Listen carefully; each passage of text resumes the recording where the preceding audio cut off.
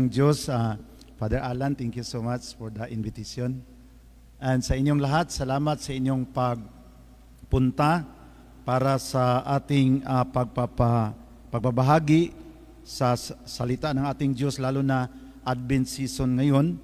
At bago ako magpatuloy, I want to recognize sa aking kasamang isa ring preacher na nagiging Katoliko na, Brother Jim. Patayuin ko kayo.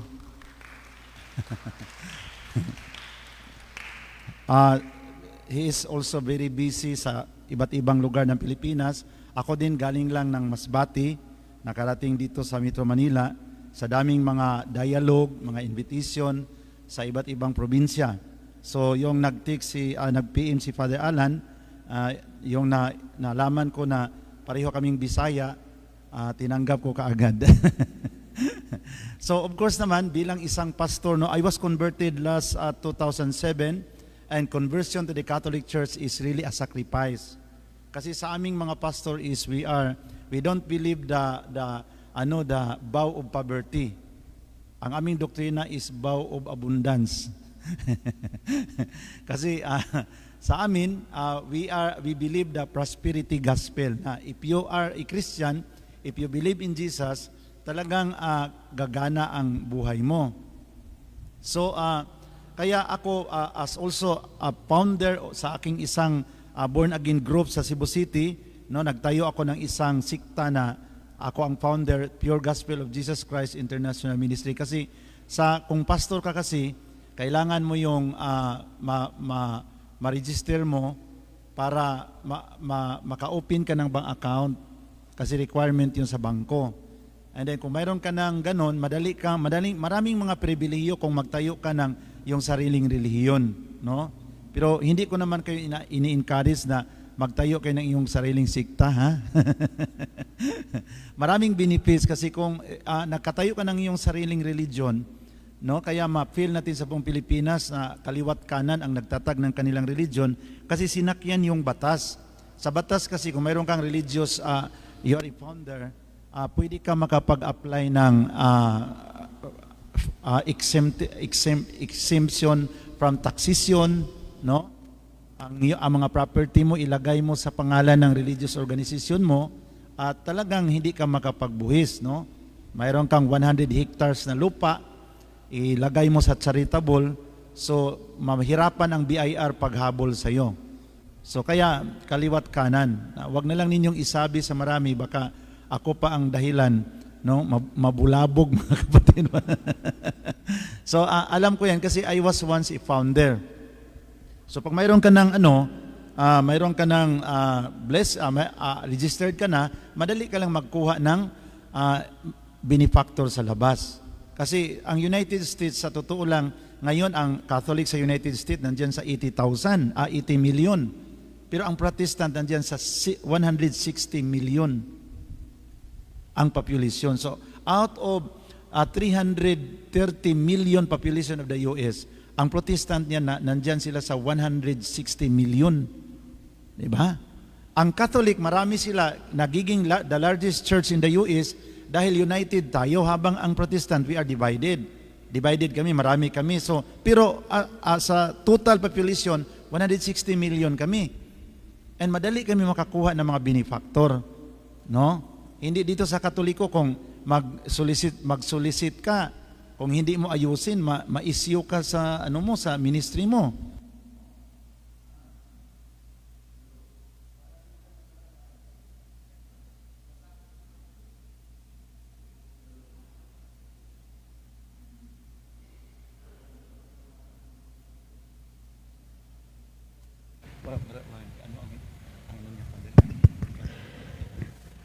Sabi ko kay Father, baka itong microphone hindi ito Katoliko ba?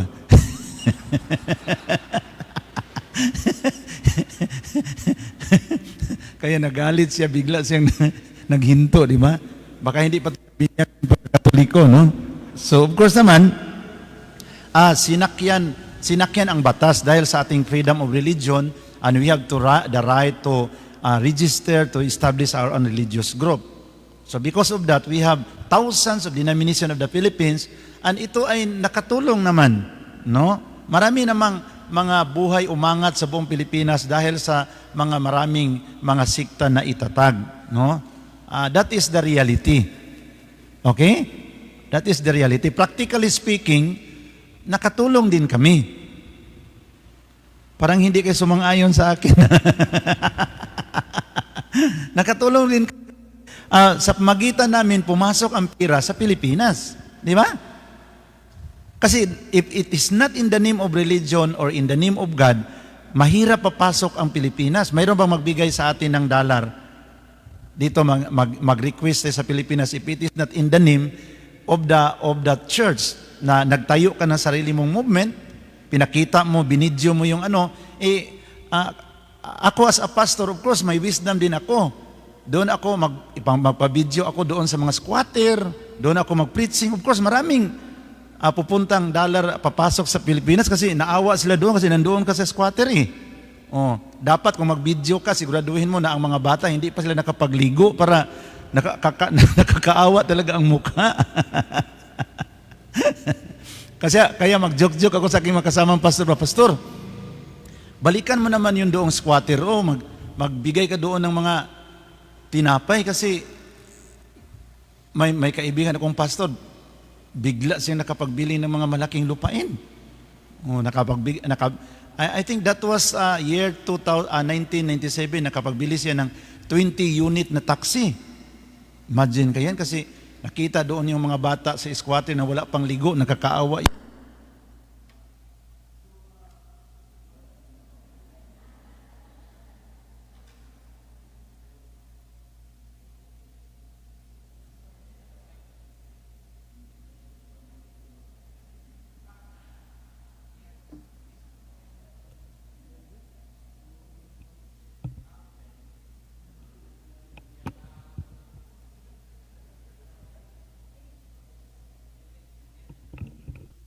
Ano yung mga ganito?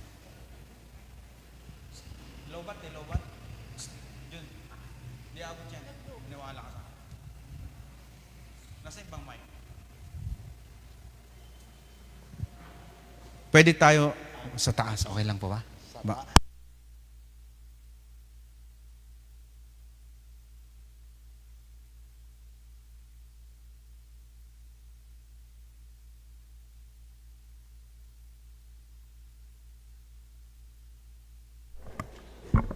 Hello. Palakpakan po natin ang Panginoon. So mga brothers and sisters in the Lord, wala tayong magawa. Aakyat na lang ako dito. Gusto ko sana magsalita na malapit sa inyo, makita ko yung mga mukha ninyo. Malapit ng maayos, no? Okay, so I just want to share to you the reason of my conversion to the Catholic Church. Because it is... Hello, test. Brad, totoo na to, totoo na. Okay na? Sige. Promise. Balik na naman ako. Pasensya na po. Promise ito, promise.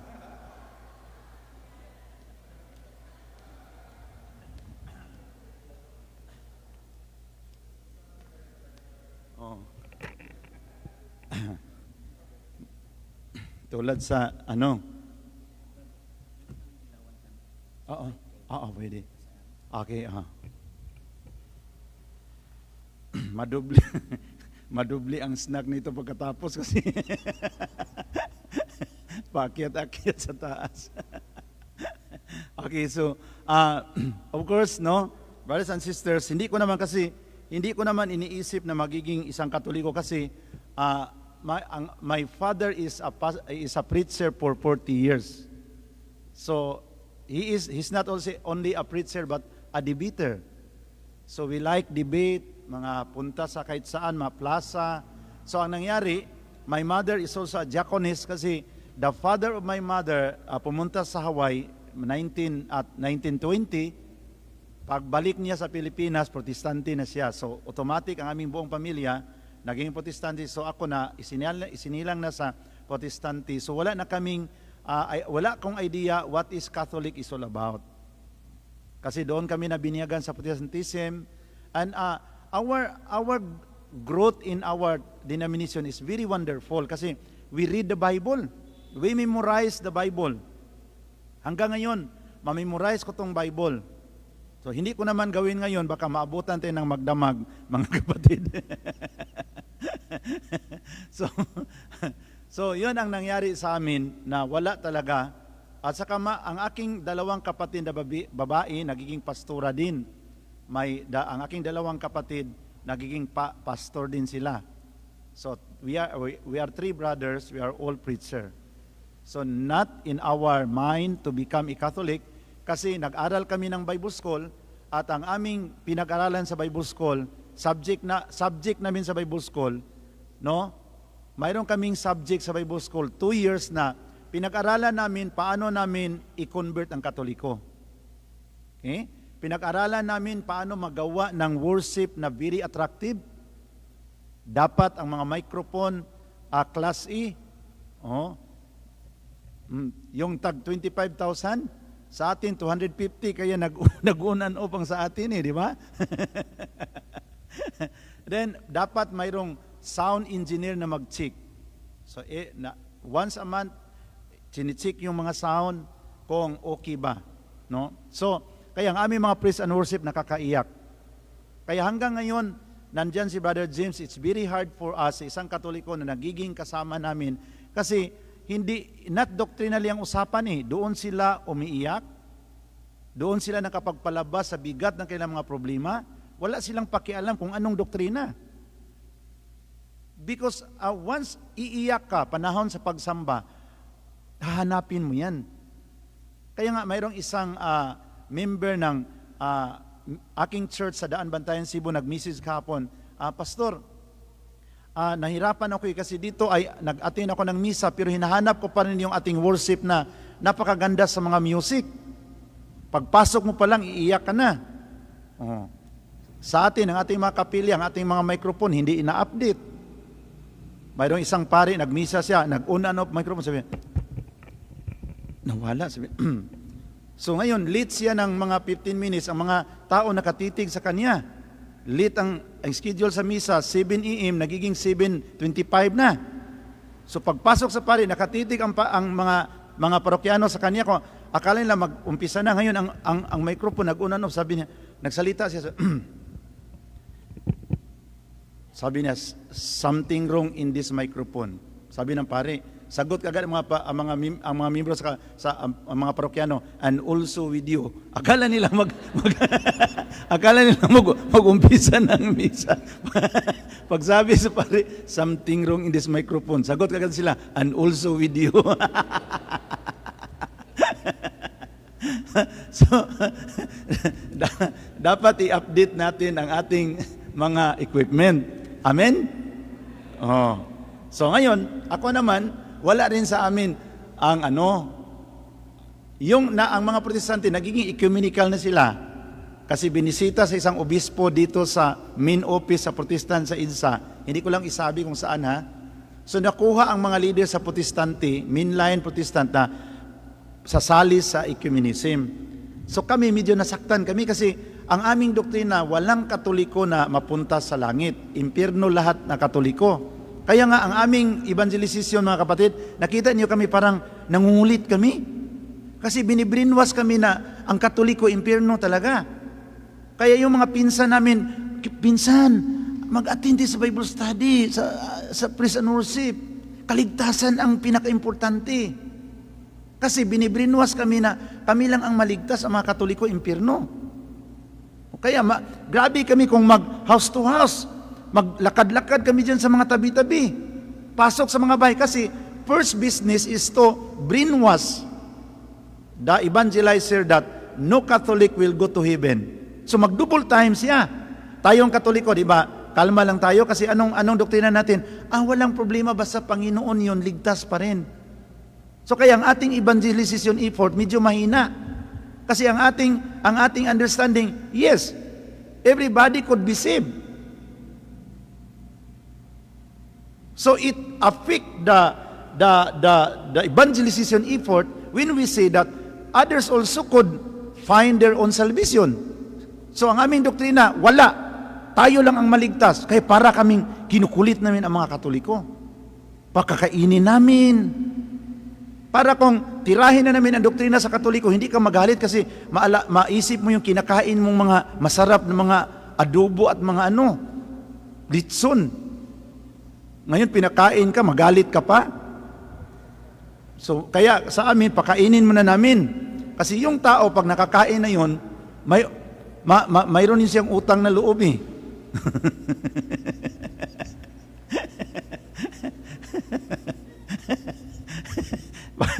Imbes mo isa, Pastor, question. Hindi na siya mag-question kasi maisip niya yung ininom mong matamis sa mga mga minggo Diyos, prisko na prisko pa. Ngayon, tanong-tanong ka pa. Hindi mo na lang inisip yung... Kaya, pinakain mo na namin. So, ang dami namin na-convert. So, para lalakas yung aking evangelization, naisip ko na mag-register ako ng aking sariling sikta. Para yung mga funding, di ba, yung mga benefactor, kung magbigay na sila ng tag 100,000, 200,000, hindi naman yung ibigay sa name mo kasi doon naman yun sa religious organization. Anong bang account niyo sa inyong Kaya para madali ang pagpunta sa mga funds galing sa labas, register ako, nagkuha agad ako ng bank account. So dami ka agad na pira doon.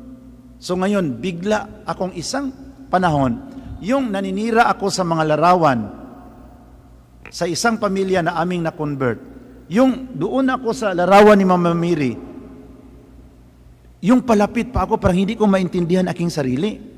Moving closer to the image of the Blessed Virgin Mary. Habang nakahawak ako sa martilyo, martilyuhin ko si Mama Mary. Then I heard a simple message in my heart nagsabi, why you hate the image of my mother? And that message strike my heart na hindi ko natuloy ang pagmartilyo. Bakit galit ka sa larawan sa aking inay? Sinabayan ko yung aking mga kasama, uwi mo na tayo kasi kinabahan ako sa aking biglang pumasok na mensahe ba? Uwi mo na tayo. Sabi ng aking elder, tapusin mo na si Maria, Pastor. Sabi ko naman, wag mo akong utusan ha, I'm your pastor. Baka itiwalag ko kayo. Takot sila sa tiwalag eh. So kaya, umuwi kami. And I keep on contemplating to this message. Lalo na pag ako na lang mag-isa sa kwarto, I heard this message continue to re-echo in my heart. So, dumating ako sa punto mga kapatid na nag-research ako sa Bible, hinanapan ko ng kasalanan si Mama Mary. Kaya yung mga doktrina namin, si Mama Mary ang pinatamaan, si Mama Mary makasalanan, si Mama Mary hindi na virgin, si Mama Mary maraming anak, puro panira kay Mama Mary. Kasi gusto naming i-justify ang aming aksyon na wala talaga si Mama Mary, only Jesus. Diba? Ang aming pinaka-cry sa Reformation, sa Protestantism is Christ alone. Christ alone, no Mama Mary. Hala, yung nag-isip ako todo na the correct Jesus, the true Jesus is without Mama Mary. Bigla akong na-upin ang aking isip na paano magiging siya ang totoong Jesus kung walang Mama Mary? And I read in Matthew chapter 2 verse 11. Sabi ng Biblia, when they entered into the room, they saw the baby Jesus, his mother, and they bowed down and worship him. And they offered him incense, gold, and myrrh. So, sa aking pagninilay, nakita ko na ang unang pagsamba na inialay kay Jesus, the Blessed Virgin Mary was present. Kaya nga doon ko naintindihan bakit sa Katoliko, nandyan palagi ang larawan ni Mama Mary na nagrepresent sa kanyang presensya. Sa amin, Jesus na walang Mama Mary. Niya parang tumatawa ako lang mag-isa. Kung ang Jesus namin walang Mama Mary, ibang Jesus ito. Baka ang Jesus ito na taga Masbati, Katayngan. Di ba? Because the real Jesus, according to the Bible, is always accompanied by the Blessed Virgin Mary. Yung isinilang si Jesus, nandyan si Mama Mary. Doon sa kasal sa Cana, nandyan si Mama Mary. Yung ipinako siya sa krus, nandoon si Mama Mary. Paano ma-justify namin ang aming doktrinang Christ alone? So doon ako nag-struggle. Ngayon mga kapatid, nag-struggle ako sa katotohanan. Maisip ko naman yun ang aking benefits as a founder na nandyan ang lahat na abundance. Alam ko dito sa Katoliko, pag magkulik na ng upiring, ng alay mga kapatid, na kinakabahan ako kasi, all that I am.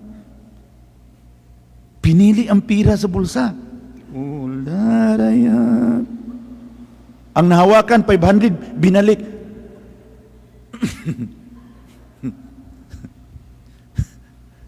Hawak-hawak naman sa pira sa bulsa. Oh. Last Sunday, mga kapatid, doon ako sa isang simbahan sa Paranaque banda. So, 2 na lang aking pira.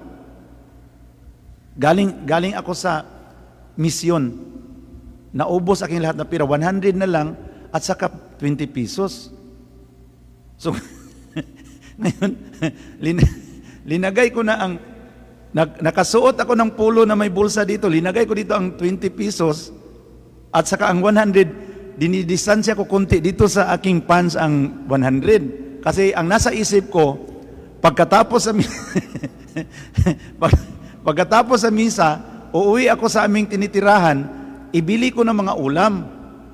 Kahit ano lang na ulam, basta 100. At saka yung 20, dito para pagkanta na, all that I am. Tiningnan ko kagad ang 20 pesos.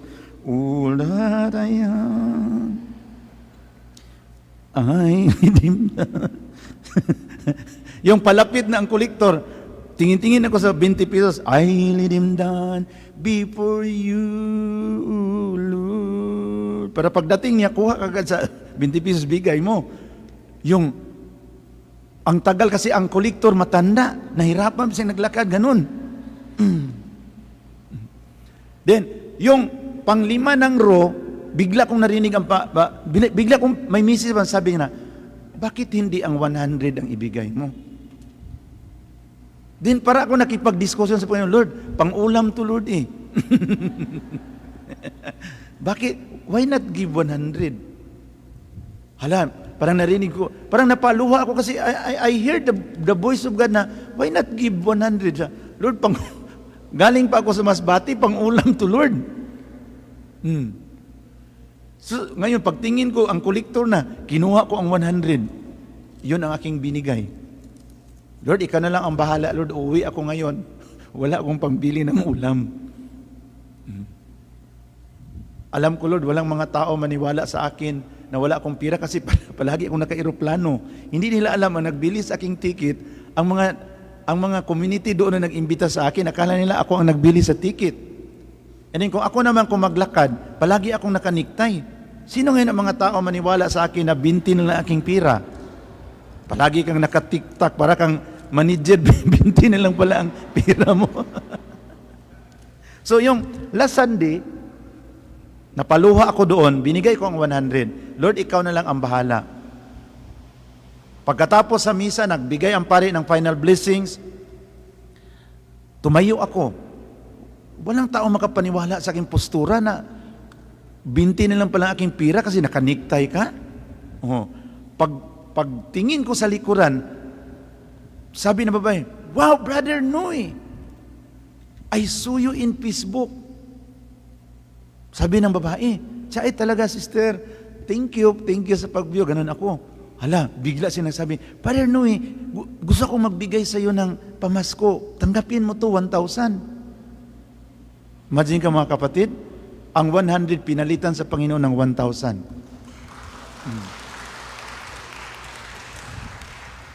Then imbis pa uwi na ako, sabi niya, in-interview pa niya ako, Brother, saan ka magpunta? Sabi sa isip ko, uuwi sana, pero binigyan mo ko ng 1,000, papunta ako sa merkado. Pero umiiyak ako doon, naglakad. Umiyak ako doon, kasi, sister, papunta pa ako doon sa market. Pero sa aking isip, dinagdagan ko ang aking sinasabi, papunta ako sa market kasi binigyan mo ko ng 1,000. So umiyak ako doon sa sa parokya. Papunta na ako sa merkado. Bili na ako ng mga saging. Hala, pagbili ko sa saging, yung nagbinta ng mga saging, Pentecostal pala.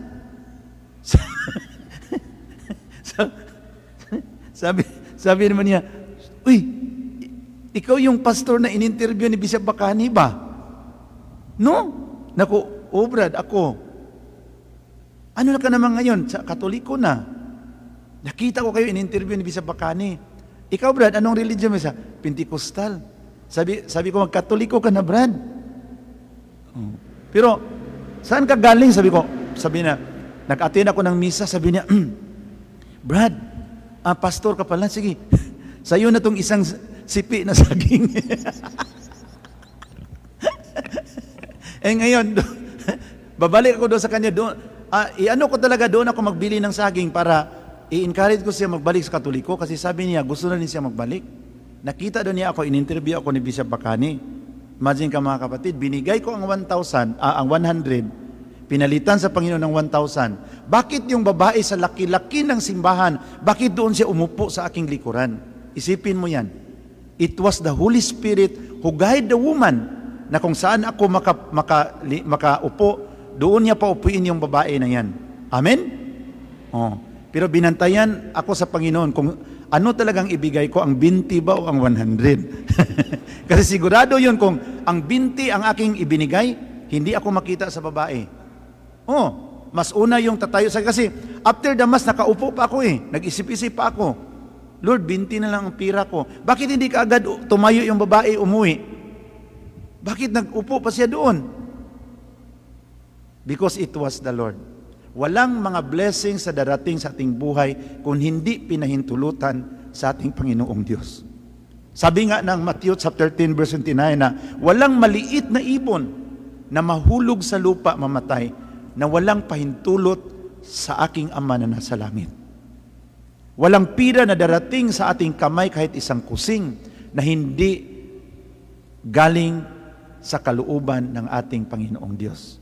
Kaya Pasko ngayon, ang aking hinihingi sa Panginoon ngayon na sana marami pang pastor ang mag-convert. Hindi ako, Lord, nanghihingi ng pira, pero kung mayroong magbigay, tatanggapin ko naman. Kung mayroong magbigay, pero hindi ako nanghihingi ng pira. Aking hiningi, marami pa sanang pastor magbalik sa Katoliko. Lord, yun ang aking hinihingi. Hindi ako nanghihingi ng pira. Pero kung mayroong magbigay, aking tanggapin. Joke-joke lang yun mga kapatid. So, from that time, I heard the word of God and I contemplate on it day and night. Inisip ko yung aking organisasyon, ang aking sikta na aking itinatag. And then, inisip ko yung pira, ang mga property na aking na-acquire under me, isinauli ko muna sa mga donor ang mga property kasi hindi ako gusto na magiging Katoliko ako at saka magagawa sila ng issue, dinala ko pa ang mga property na idinodonate nila. So nagiging Katoliko ako mga kapatid, walang-wala, galit ang aking buong pamilya, initsapuira ako sa aming pamilya. Pero kahit na sa kailang pag-itsapuira, palagi nila akong pinapagalitan. After may baptism in Cebu, namamayat na ako mga kapatid, parang butot balat na lang. Magsabi aking nanay, tingnan mo yung Cebuano, nagabaan na ka. Ano yung gaba? Nakarma ka na. Kasi pastor ka sana, pero nagkatoliko ka So, yun ang kahirapan mo. Buti na lang, ang aming pagsamba, mag-umpisa ng 8 AM, magtapos ng 12 noon. Kayo, alam ko na ang bahay, yung gutom na ako, alam ko na ang bahay namin walang tao kasi nagsamba sila Buti na lang, buti na lang hindi ang aming pagsamba hindi tulad sa Katoliko na 1 oras lang. So alam ko na walang tao doon sa bahay. Uwi ako doon sa bahay namin, kain ako tudo-tudo kasi Matagal pa sila pag ilimin uwi na kaagad ako doon sa aking bahay kubo. Oh. Pag usap-usap ang mga kapatid, tingnan mo yung ating kapatid. Wala talagang isip. Nangangambos na lang dito sa bahay para makakain. Sabi niya, makatulong yung mga santo. Tingnan yung mukha niya, para ng hold-upper. Hold-upper. Kasi wala na akong pangpagupit. Ginaganong-ganong ko na lang ang aking buhok, di ba? So parang daw akong hold-upper. Pero every day, nag-attend ako ng misa, Lord, wala na talaga akong pagkain, Lord. Malapit na ang Pasko, balik ako sa bahay. Dibatihan kaagad kami. Ako, para na akong bumabagsak sa sobrang payat. Umiiyak ang aking nanay. Napag-isipan sa aking nanay na totoo talaga ang kanyang pananampalataya. Kasi imagine kayo, halos kung mga tuwiran ako, halos babagsak na ako mga kapatid sa aking pagkapayat. Din sila puro mga maraming pira. So, maisip mo yung maraming support, taba-taba ang mukha ako. Paano na akong babagsak doon, pero kahit na pagtulungan nila ako sa debate, hindi talaga ako magpatalo. Tay, mali yung ating doktrina na Christ alone. Na martilyuhin natin ang mga larawan ni Mama Mary, sunugon natin. Paano magiging makumplito ang kaligayahan na sa ating Panginoon Kristo? Malapit na ang birthday niya, December 25, pero sinaktan natin ang kanyang inay. Paano siya makapagkanta ng Joy to the World sa kanyang birthday? Inapi natin ang kanyang inay, minartilyo natin ang kanyang inay. Hindi siya makapagkanta ng Joy to the World. Silent Night ang kanyang kakantahin.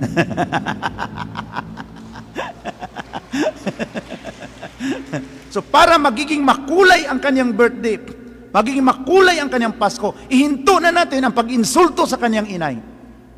Tanggapin natin ang kanyang inay. Ihinto, bahala na kung hindi kayo magkatoliko. Ang aking hinihingi, irespeto lang natin si Mama Mary. Bahala na hindi kayo magkatoliko. Irespeto lang natin ang inay sa ating Panginoon Kristo para magiging kumplito ang kanyang kaligayahan. Birthday pa man niya ngayon. Paano magiging kumplito ang kanyang kaligayahan? Ganun ako. Pero halos ako babagsak doon sa pangatwiran. Kasi hindi pa ako nakapag-almusal. Alam niyo mga kapatid, 2 years of counter discussion in our family. Napakalaking milagro. My tatay and nanay at the age of 81 and 82 decided to be converted to the Catholic Church.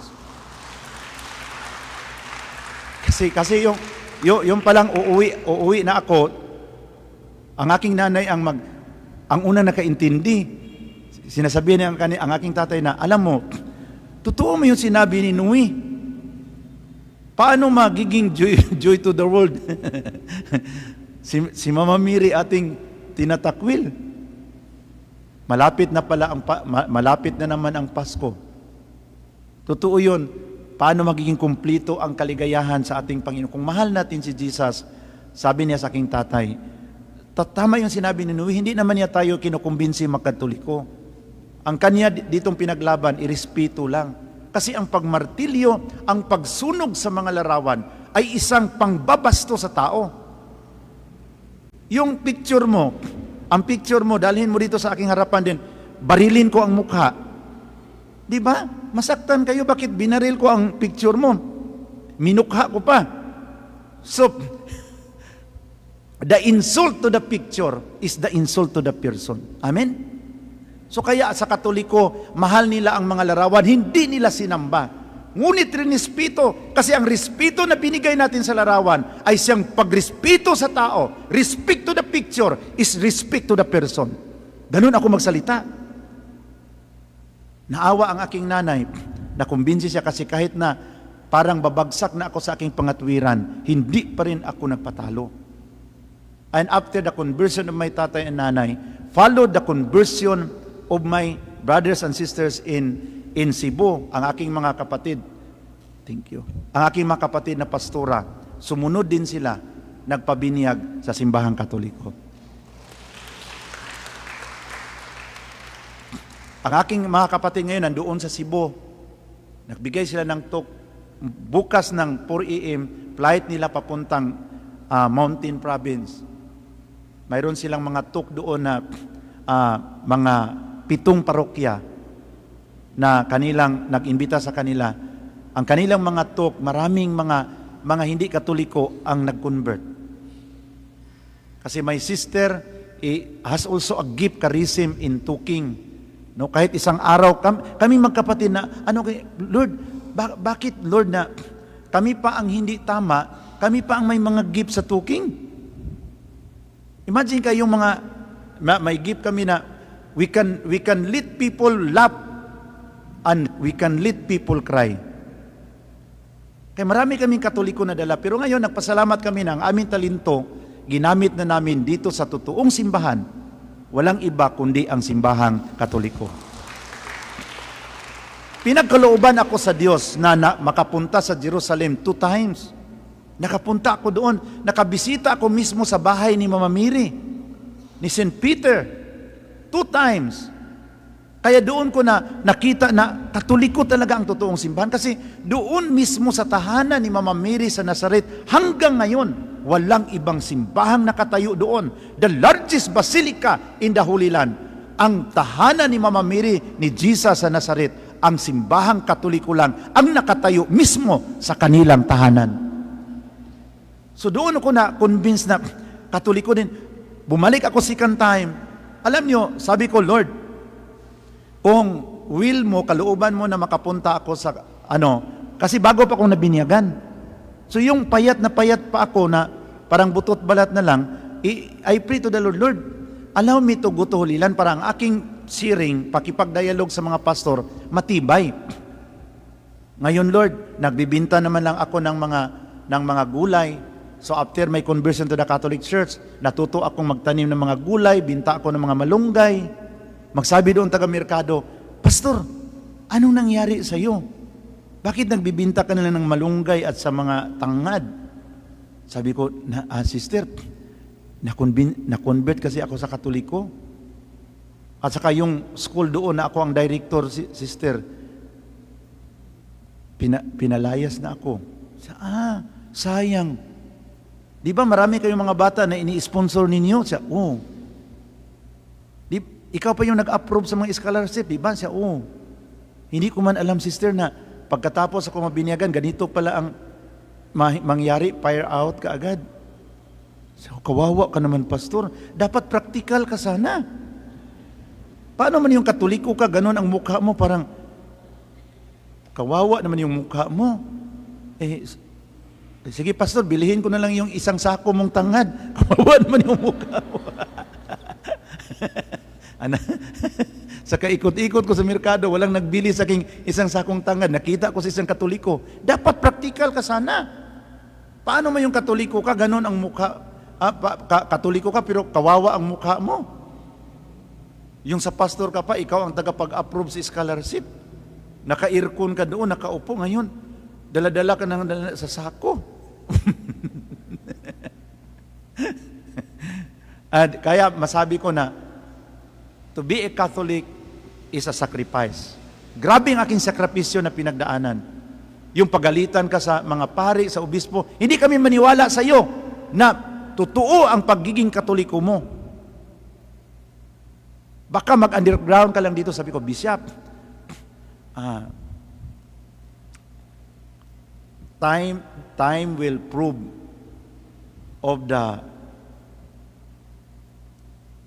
of how true I am in my conversion. Ganun ako sa mga bishop. Mukhain ka. Kasi marami mga marites. Bishop, huwag kang maniwala niyan. Professor yun sa Bible School. Huwag kang maniwala niyan. Mayroon mga marites. Yung mga marites ang Pero makatulong yung mga marites, mga kapatid. Kasi yung mga marites, tutulong yun to purify your motive. Kung totoo ba talagang Katoliko ka. Ngayon, nasiyak na lang ang mga marites. I am now traveling throughout the Philippines as a speaker, sharer, conducting dialogue, inviting non-Catholic to return to the Mother Church, the church founded by our Lord Jesus Christ. Mga pastor, galit sila sa akin. Ikaw ba yung pastor na nagkatoliko? Smile kagad ako. Yes, pastor. Nandito kami makipagdebate sa iyo. Pamatunayan namin na yung si Maria, maraming kasalanan. Siya, talaga, pastor. Pastor, medyo alanganin kung umpisa natin ang debate, 11 AM, magtanghalian muna tayo. Pakainin ko kaagad ng masarap na mga litson manok, ganun. Pagkatapos na 1 PM, sige, umpisahan na natin ang debate. Sabi ng tatlong pastor, i-extend na lang natin ang schedule kasi naisip nila yung mga kinain nilang litson. So, mayroon akong tinatawag na hindi kaagad ako very reactive of the situation, but because I always believe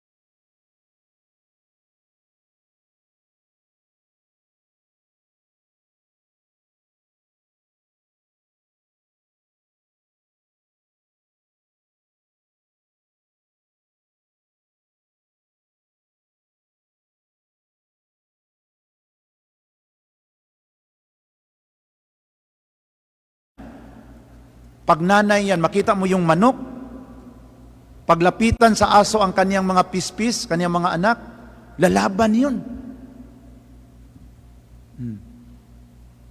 Lalaban yung manok, di ba? Yung inang manok. Kung may makita kang manok na paglalapit ang aso, lilipad siya, hindi siya lalaban, yung manok na yan, born again yan mga kapatid.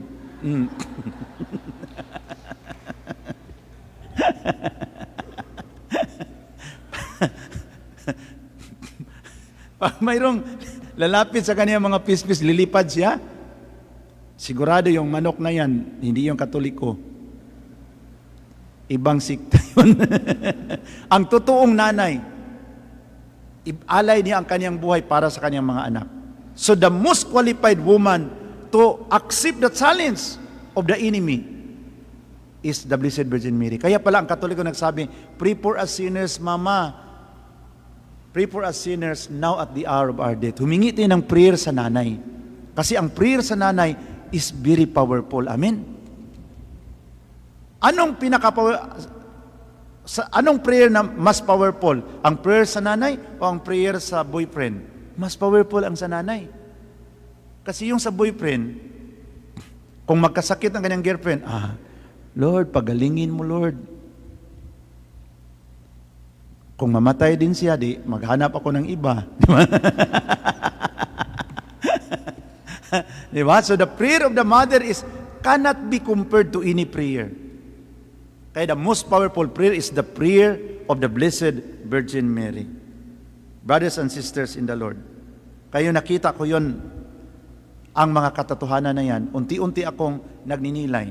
And by the grace of God, I made my decision to become a Catholic matagal na, 2007, October 4. Kaya ako ang pinakaunang pastor sa Pilipinas na nagiging Katoliko.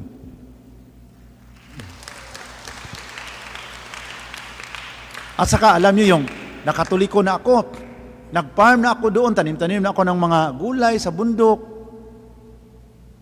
Pag tag-init mga kapatid, patay ang mga gulay kasi mga bato-bato ang Cebu eh. So, ang ginawa ko, kuha ako ng mga ipil-ipil tree, bininta ko doon sa merkado. Doon ako na-slide sa bundok. Grabe ang aking pilay dito mga kapatid.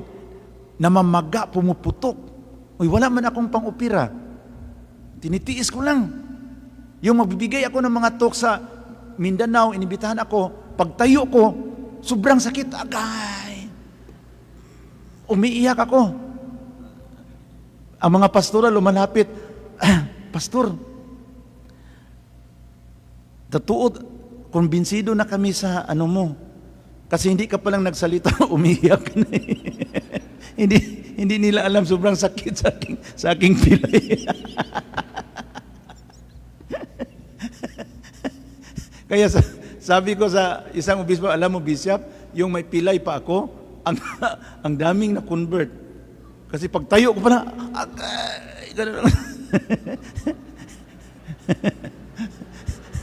sabi ng isang pastora, Pastor, hindi nila ako makapagdebate sa iyo, Pastor, naawa na ako sa iyo. Alam niyo mga kapatid, pinagaling sa Panginoon 2015. Ang aking pilay na wala ng pag-asa nagagaling. Kasi yung hindi nadala sa doktor kasi walang pira, bago ka pang na-convert, parang ano na yun, pumunta na sa mga buto ang sakit. Pabalik-balik sa hospital pero worse na. Sabi ng aking doktor na espesyalista sa mga buto, parang wala ka na talagang pag-asa. Puputulin na to. Kaya doon ako sa Blessed Sacrament, nakiusap ako sa Panginoon, Lord, kung ganito naman, hindi na ako maghinto na rin ako pagbigay ng talk, Lord, kung wala na akong paa. Kaya ang sign, Lord, pagpagalingin mo to, Lord, totally, ibig sabihin, magpatuloy pa ako pagbigay ng talk. When I was in Palawan, October 23, 2015, I saw the dancing sun at 6:15 a.m. in the morning. While traveling from San Vicente, Palawan to Rojas, and I saw ang unang twinkling sa araw, no, napakalamig tingnan. Pag ganun, ang aking nakita, si Jesus sa Divine Mercy. Balik na naman ang araw pag ganun. Pangalawa, pag ganun, ang aking nakita doon sa dancing sun, yung hostia na itinaas sa pari. Then ang pangalawa, I saw Mama Mary in the dancing sun, yung sa Guadalupe. And at that moment, ang pain sa aking kanang paa biglang nawala. Biglang lumiit kasi namamaga na siya, biglang lumiit. 2015, when I saw that dancing sun, At sa awa ng Diyos, hanggang ngayon, hindi na rin bumabalik. Kaya, it was a sign na I have to continue the mission. Kaya I travel Luzon, Visayas, Mindanao. Every now and then, next day I will fly to Cebu and then fly to Mindanao again in different provinces of Mindanao. Hanggat ang aking schedule nakabuk hanggat February to 2024. So malayo pa, binubuk na. But God has always allowed these things, brothers and sisters, to happen. Itong mga sakit natin, para mayroon tayong tinatawag na something to share, that God is a healer. Kung hingiin natin sa Panginoon, ibibigay niya ang ating hihingiin sa Kanya. Amen? Palakpakan natin ang Panginoon. Then I become a Eucharistic. Because noon, ang aming doktrina, hindi yung totoong katawan ni Kristo. Symbolic lang yan. Yung nabasa ko sa Biblia na sabi ni Jesus, "For my body is a true food." John chapter 6 verse 53, "And my blood is a true drink. He who eats my flesh and drink my blood has eternal life, and I will raise him up in the last days." Parang natas ako. Sabi ng Panginoon, sinong kakain sa aking katawan at iinom sa aking dugo, may buhay na walang hanggan, at bubuhayin ko siya sa huling mga araw. Doon ko naintindihan na tayong mga Katoliko, siguradong magkita-kita talaga tayo sa langit. Kasi sabi ni Jesus, sinong kakain sa aking katawan, bubuhayin ko sa huling mga araw. Amen? Palakpakan natin si Lord. So, doon ako, yung tumagal ako from 2007, sabi ko, Lord, ano naman ang mangyari sa amin para akong aso wandering in the desert? Doon ako magtulog-tulog sa mga kumbinto, mga kaibigan kong pare, magrisyapol na naman, iba na naman ang pare, iba na naman ang ugali, layas na naman ako. Magrisyapol na naman, iba namang pare, iba na namang ugali. So, pa-transfer until I pray to the Lord na, Lord, bigyan mo naman kami ng lupa. Every time I partake the Eucharist in my mouth, Lord, bahala ka na. Basta bigyan mo kami ng lupa. After 2 years of presenting to the Lord my request, bigla lang may mga taong naglapit, bro, yung nakita ka namin ba, nagbigay ng recollection sa aming parokya, nag-usap kami sa aking husband, may lupa kami, magbigay sana kami sa ministry ninyo ng 1 hectare. Talaga? So God answered prayer. Kaya ngayon, nag-umpisa kami ng paggawa ng chapel, mga rooms, kasi baka tatanda kami. Saan kami ilagay? Hindi naman pwede kami doon titira sa kumbinto. Kasi ang kumbinto is reserved for the celibate at sa mga kaparian. Amen? Ako, single pa rin ako, hindi ako nakapag-asawa. Kaya nga, makatravel ako sa buong Pilipinas. Of course, sa pastor pa ako, marami akong girlfriend. No? Ngayong Katoliko na ako, sinabihan ko sila na, sorry na lang, kasi hindi ideal na magkaroon ako ng pamilya, I am a traveling person. So kaya, tinanggihan ko ang mga offer. Naawa ako kasi pati yung nanay magsabi, kailan na kayo magpakasal? Ma'am, i-pre-over na lang natin yung anak mo. Kasi, mahirap talaga sa akin magkaroon ng pamilya kasi bukas nandoon naman ako sa Mindanao, next day nandoon naman ako sa Palawan. Pagka next week, mayroon naman ako schedule sa Iloilo. Paano ako magkaroon ng ideal family? Baka magiging tulad sa aking classmate na pastor sa Bible School na grabe ang kaniyang gift sa singing, kahit saan siya magpunta, ang kaniyang 3 anak, hindi niya alam na ang driver pala nila ang tatay. So hindi ako gusto magkaganon. Sabi niya sa kanyang wife, ala, bakit yung anak natin kamukha sa driver natin? Siya, kasi siya ang palagi kong nakikita eh. So, I cannot build an ideal family as I travel from one place to another. So, I accept my call as a single. Bakit hindi ka magpare? Marami nagsabi, brother, magpari ka na. Nag-joke-joke ako sister, parang araw-araw gusto mo magpari ako. Mayroon akong 4 na pinaaral pagkapari. Walang benefactor yung dalawa. Yun na lang ang dalawa ang suportahan mo. Sabi niya, sorry brother, prayer lang ang matulong ko. Tingnan mo yan. Pus-pus ka magpari. Ngayon, prayer lang ang matulong mo. Mayroon namang sa last week, brother, para madagdagan ang kaalaman mo, bilihan kita ng mga encyclopedia, mag-budget ako ng 10,000 siya, brother, wag na lang yung kasi ang mga libro ko dito, mga 5 sack na, 5 sako na aking libro. Hindi ko na nga nabasa yung iba. Yung budget mo na ibili mo sa akin, ibigay mo na lang, ibili namin ng siminto at saka kabilya. Hindi na kaagad nag-reply. So may mga ganon na, they are happy that many are now at home in the Catholic Church, but they are not willing. They are not willing. They are happy but not willing to share the gift of Christmas.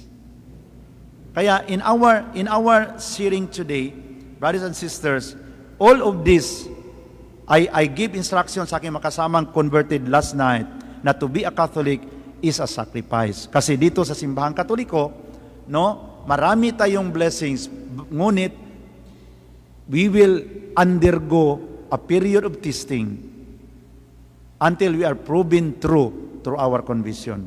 So ako, I suffered for almost 7 years na purification bago binigay sa Panginoon ang mga blessings na doon kami nag-umpisa pagtayo ng aming tahanan. Kaya nag-usap kami ni Father Alan, Father, hindi man kami pwede magtagal sa isang parokya. Papunta kami, magbigay kami sa aming conversion, pero dapat kami uuwi sa aming tahanan. Siya, bakit? Siya kasi, hindi kami para dyan sa kumbinto. Para yon sa inyo. Dapat mayroon kaming mauwian. Kaya nga, ngayon, we ask to the Lord, and Mama Mary, Pasko ngayon, sana ang aming construction sa 16 rooms sa General Santos City ay maibigay, through your intercession, maibigay sa Panginoon kahit ang mga building materials lang. Para mayroon nang matuluyan ang aming mga matandang convert. Hindi lang doon sa chapel, doon maghiga, nakakadiri. So, we ask the Lord na as we invite many to return to the Catholic Church, that this ministry of the converted pastors of the Philippines will be equipped by God, by His mercy, and by His grace. Kaya by the grace of God, nakapag-organize kami ngayon ng Association of Pastors converted to the Catholic Church in the Philippines. Mayroon kaming isa ngayong convert, nag-aral sa Italy, na mga mag 4 years na, malapit din. Mayroon kaming to be ordained a deacon this coming January. Mayroon na kaming isa na ordained pagka-deacon sa Zamboanga. So, slowly, if the Lord permit, those pastors na gusto magiging pari, pinaaral namin at sinusuportahan namin. Kahit na sa kahirapan, alam natin na God will make a way. Amen? Palakpakan natin ang Panginoon. So the intercession of Mama Mary is powerful. Bakit siya immaculate?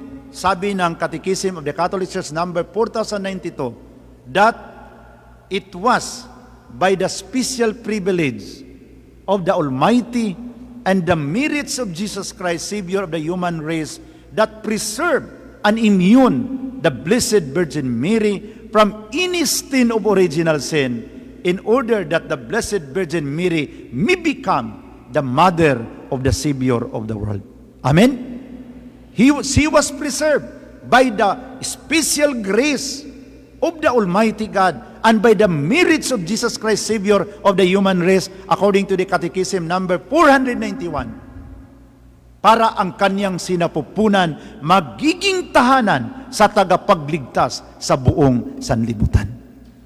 And it was very reasonable that the Almighty God will give a special privilege to the Blessed Virgin Mary para ang kanyang sinapupunan magiging tahanan, a perfect dwelling place of the Savior of the world. Kaya doon ko naintindihan, mga kapatid, ang katotohanan ng simbahang Katoliko. And I continue to share. Ngayon, dumami sa buong Pilipinas. Sana dadami pa rin with your prayers. Lord, Pasko ngayon.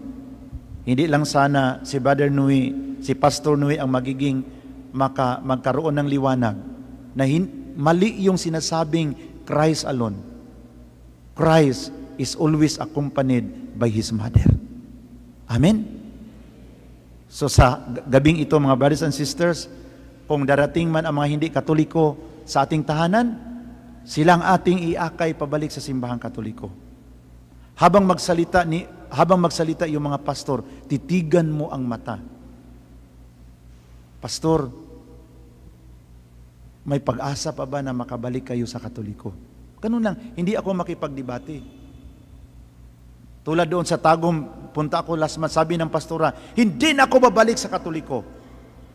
Manalangin na lang tayo kasi 3 AM na sa umaga. Hindi ako babalik. Sabi ng pastora. So siya ang una nalangin, Lord, hindi na ako babalik sa Katoliko. Kasi sa Katoliko, maraming lasinggiro. Sabi niya, marami daw lasinggiro sa Katoliko. Sabi naman ng kanyang mga membro, Amen, Amen, Amen. Pagkatapos siya, tumingin siya sa akin, o ikaw naman. Hindi, ako naman ang nag-prayer. Tinaas ko rin akong kamay, pastor style. Lord, i-bless mo si pastora, Lord. Na patuloy siya magpalaganap sa iyong katotohanan. Sabi naman ng kanyang mga members, Amen. Hawakan mo siya palagi, Lord. Yes, Lord. Ngayon, hawakan mo na siya, Lord. Ibalik mo siya sa Katoliko. Sabi ng pastora, wag, Lord, wag.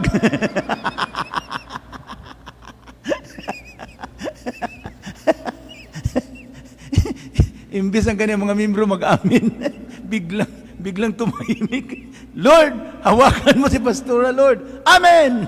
Hawakan mo siya, Lord. Ingatan mo siya. Ngayong nahawakan mo na, Lord, si Pastora. Yes, Lord. Ibalik mo siya sa Katoliko. Wag, Lord. Wag, Lord.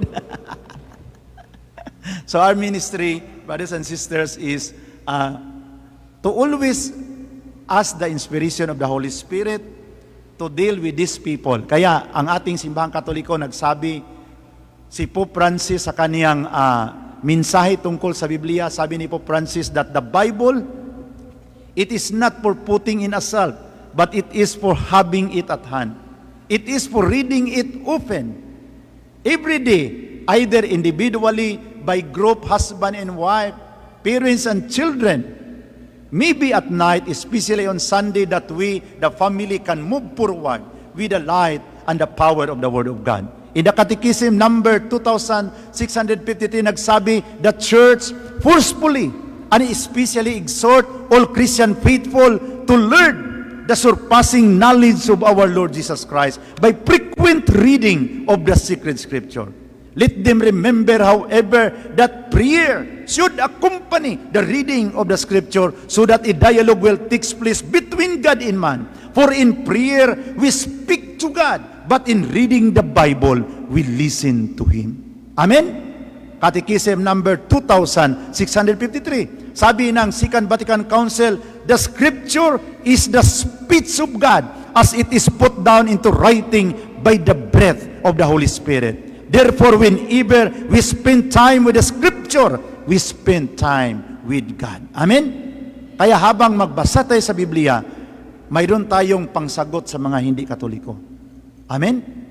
Kaya ako, kahit nandyan ako sa aeroplano, nakahawak pa rin ako ng Biblia. Nakasakay ako ng barko. Kasi pag nandoon sa barko, magbasa man ako sa Bible. Pagpasok ko doon sa barko, Cebu to Masbate sa Coast Shipping Line, nakahawak ko ng Biblia. Sabi ng mga taga-barko, good evening, Pastor. Ngayon, nagulat sila. Tinitingnan nila ako kasi, Pastor, pumasok doon sa chapel. Nagrosary ako doon. Ang mga taga-barko patingin-tingin. Di ba, Pastor, yun? Bakit nandyan siya? Sabi naman ng isa, Pastor yun na Katoliko. Kasi pag ang ganito, like for example, nandyan ka sa bus, mag-open ka isang verse lang. Magbasa ka sa sa Jeremiah 29:11. I know the plans I have for you, says the Lord, plans to prosper you and not to harm you, plans to give you hope and a bright future. Iganon mo. Then mamemorize mo yung chapter and verse kasi habang tumatakbo ang bus, maisip mo yun, ang verse. And then mag-rosary ka. Pag rosary mo, nakahawa ka sa Bible. Malimutan mo ang mga problema sa buhay mo. Kasi pag hindi tayo mag-rosary, hindi tayo magbasa sa Biblia, palagi tayo nag-isip sa problema. Kaya ang edad natin, 40. Ang mukha natin, 50 na kasi madali ting tumatanda sa kaisip-isip ng problema. Pero kung nag-rosary ka, nagbasa ka sa Biblia, malimutan mo yung mga problema. Amen? Yung bago pa akong nagkatoliko, bigla akong kumalbo mga kapatid. Sa daming problema. Yung mga pastor, mga asawa nila, nanganganak, akong magbayad sa ospital. Sabi ko, Lord, ano na nangyari? Wala nga akong girlfriend, bakit ako na ang tagapagbayad sa ospital sa mga nanganganak? Ang ginawa ko mga kapatid, nagkalma ako. I learned the rosary. I rosary every day.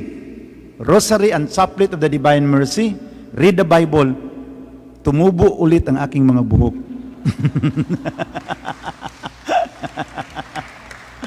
So sa gabing ito, brothers and sisters, mayroon man akong YouTube channel, Noidura TV channel, at mayroon akong Facebook page sa Association of Pastors Converted to the Catholic Church. Doon ako nagsasalita gabi-gabi. Makita ninyo ako. Maraming galit sa akin. Huwag na lang ninyong basahin yung mga comments sa galit sa akin. Buang ka, siraulo ka.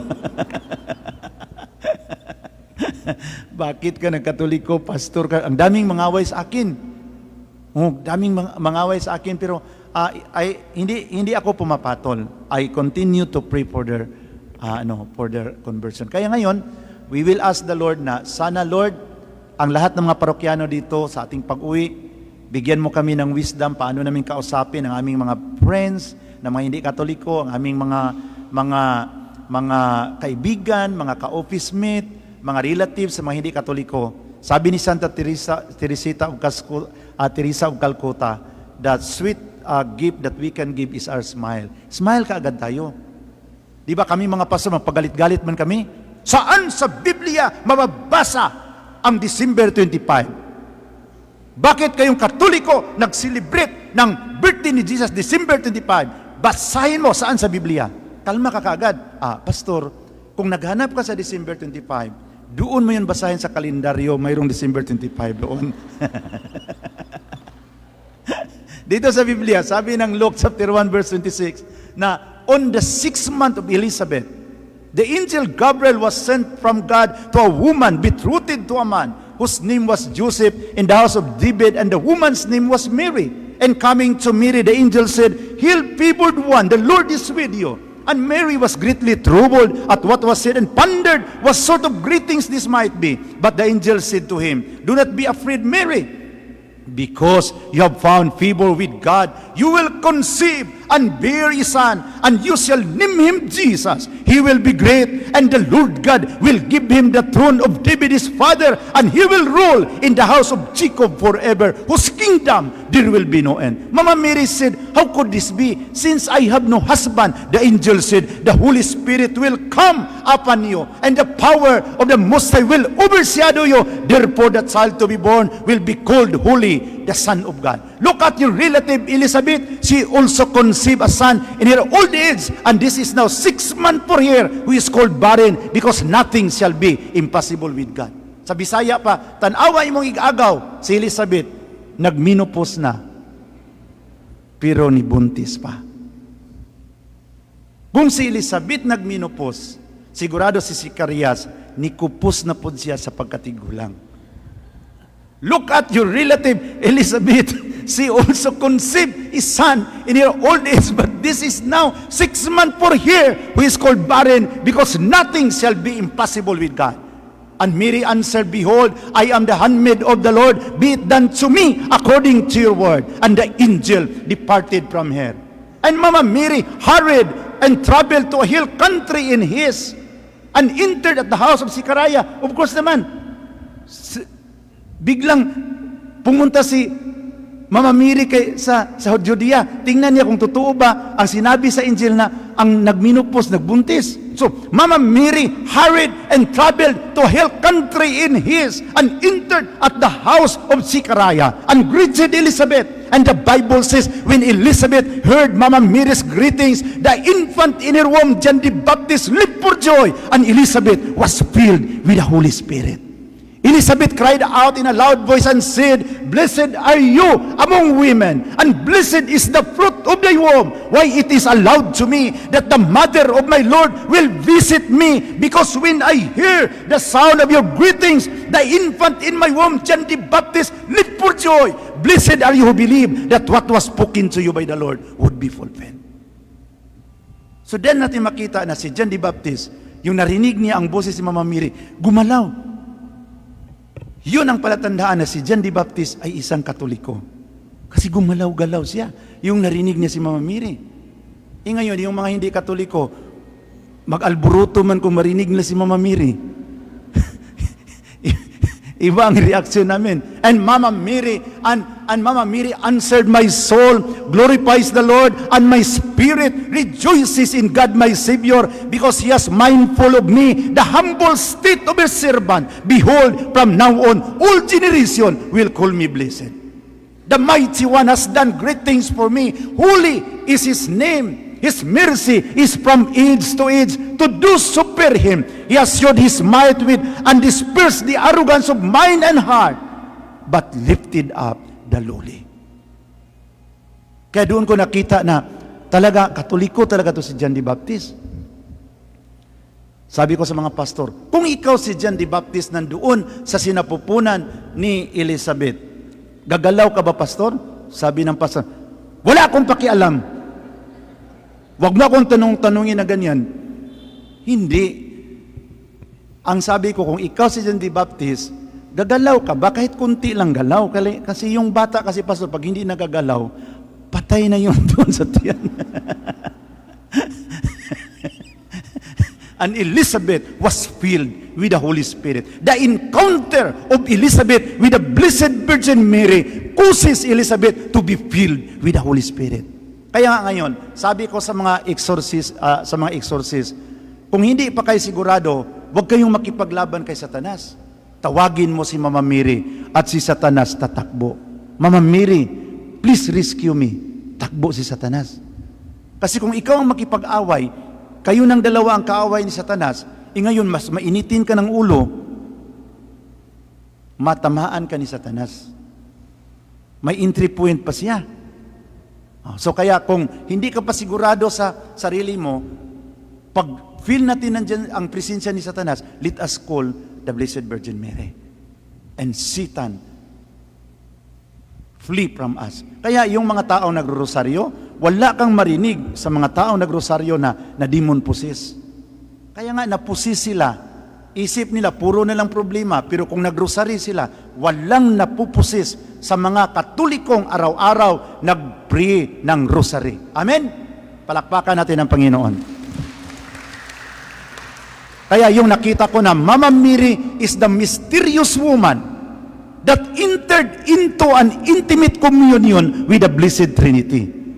Itong babaeng ito, napaka-misteryoso. Pumasok siya mysteriously in the communion of the Blessed Trinity. The Father was so pleased in her, and her womb becomes the place of the Savior of the world.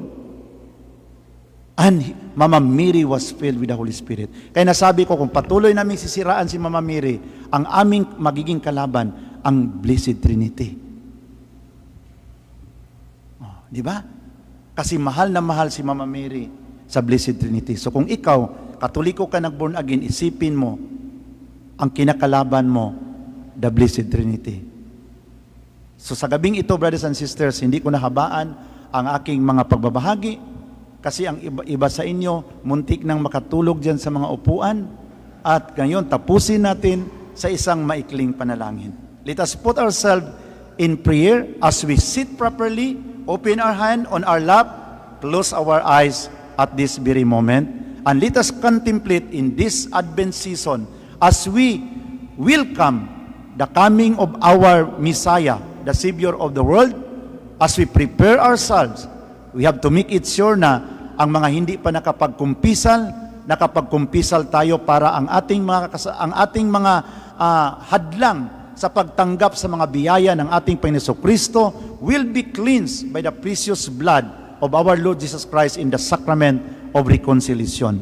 As we welcome the Messiah, the Savior of the world, as John says in John chapter 1 verse 29, behold the Lamb of God who takes away the sins of the world. Let us welcome Him in our lives. Let us prepare ourselves to receive the Messiah. In the name of the Father, of the Son, of the Holy Spirit. Amen. Lord, thank you so much for the gift of conversion. Ang isang pangyayari na hindi ko pinaplano sa aking buhay na magiging isang Katoliko ngayon. Ngunit alam ko na pinaplano mo ito, Panginoon, at dumami pa ang nagbalik sa iyong simbahan.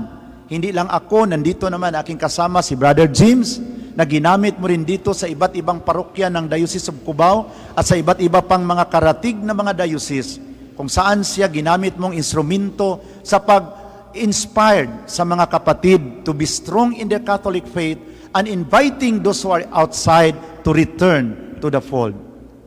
Loving Father, as we go home, I ask you to bless all of us, to open the windows of heaven, and let your blessings in this Christmas season overflow to each and every one of us, not only to us, but to all members of the family. Panginoon, marami kaming hinihingi sa inyo na pamasko. Alam mo, yon sa aming puso. Hinihingi namin ang pamasko na ikaw lang ang nakaalam.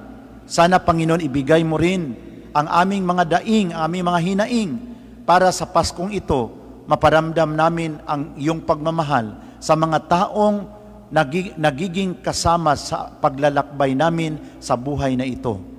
Patuloy mong basbasan si Father Alan sa kaniyang paglingkod sa inyo dito sa parokya.